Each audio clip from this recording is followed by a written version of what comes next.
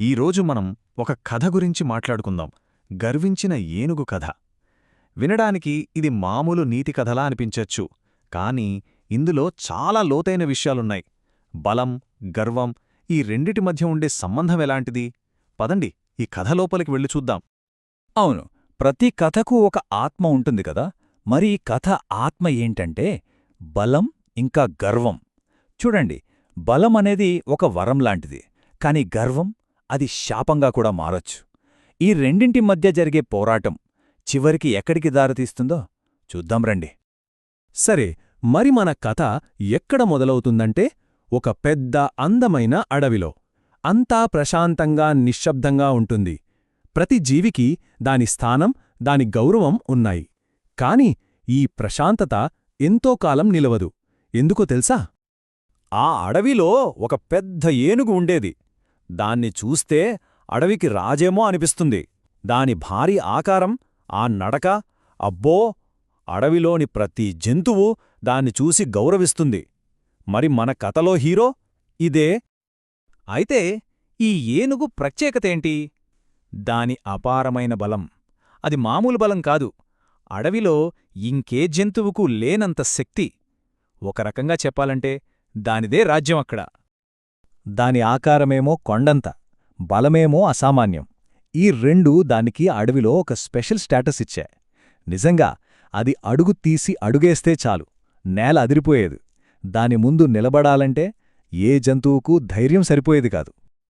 అయితే ఇంత బలమున్నా దానిలో ఒక పెద్ద లోపముంది, ఒక బలహీనత. అదే గర్వం.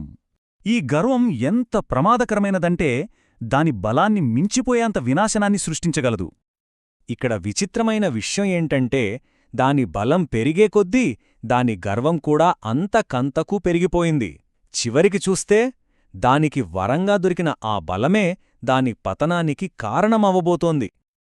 ఒక్కసారి ఆలోచించండి, బలానికి గర్వానికి ఉన్న తేడా ఏంటి? బలమనేది మనకు కనిపించే ఒక ఆస్తిలాంటిది. కాని గర్వం అది లోపల పుట్టే ఒక విషం.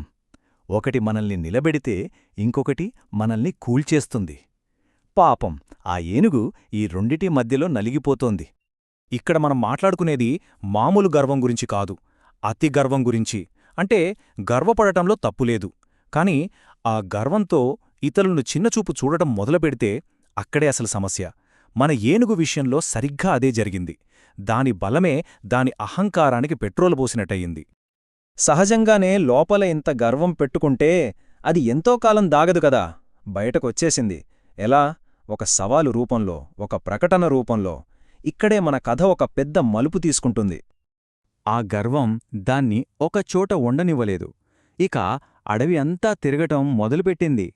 కనిపించిన ప్రతి జంతువు దగ్గర తన బలం గురించి గొప్పలు చెప్పుకోవటం.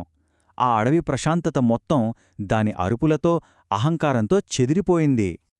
చివరికి దాని అహంకారం ఆకాశాన్ని అంటింది. అడవి మొత్తం దద్దరిల్లేలా ఒక గర్జన చేసింది. ఈ అడవిలో నన్ను ఓడించగల మొనగాడు ఎవరూ లేరు. ఇది ఊరికే అన్నమాట కాదు, అడవిలో ఉన్న ప్రతి ఒక్క జీవికి అది విసిరిన ఒక ఓపెన్ ఛాలెంజ్. సరే, ఏనుగు అయితే తన సవాలు విసిరేసింది.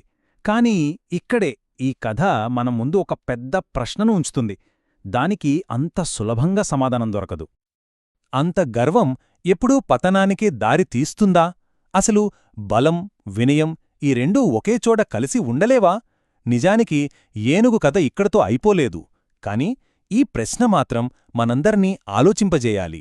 ఎందుకంటే ఈ గర్వమనేది కేవలం కథలోని ఏనుగుకు మాత్రమే పరిమితం కాదు, అది మనలో ఎవరికైనా ఎక్కడైనా ఉండొచ్చు కదా.